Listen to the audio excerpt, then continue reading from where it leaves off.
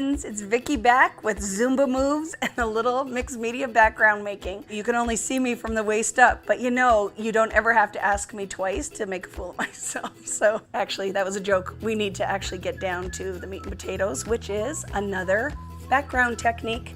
This one is, again, I love the script stencil, so we are going to use this to create a layered background, and this one is muy awesome. So let's get started. The first thing I'm going to start with is some Vicki Boutin acrylic paint, and this one is in the crushed pineapple.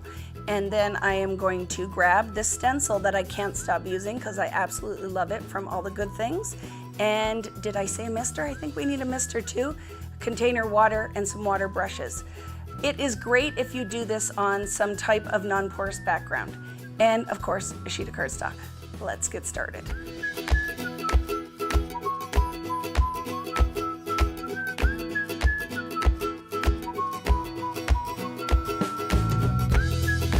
So the whole idea there was using paint with a stencil and the stencil as a stamp.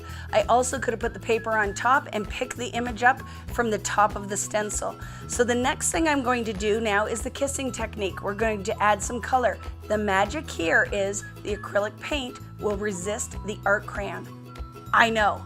Let's get started. So I have the background that's dried. I have my art crayons, water brush, and again, the sheet of acrylic. I'm gonna wipe it off, but a clean sheet of acrylic or packaging or anything that's non-porous that I can mix my art crayons on and make the background. So now for real, we're gonna get started.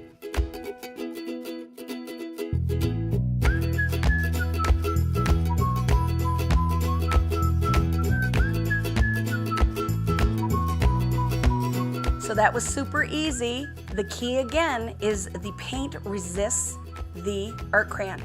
So once it dries, just buff your yellow paint off where the stenciling is, and then you have that really fun technique.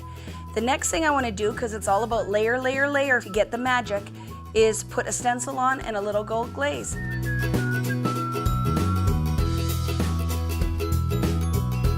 Yet again, a super simple layered background. When you break it down into steps, anybody can do it because this is art for everyone. So I'm glad you spent some time to make your scrapbooking a little extra fun with some Vicki Boutin mixed media.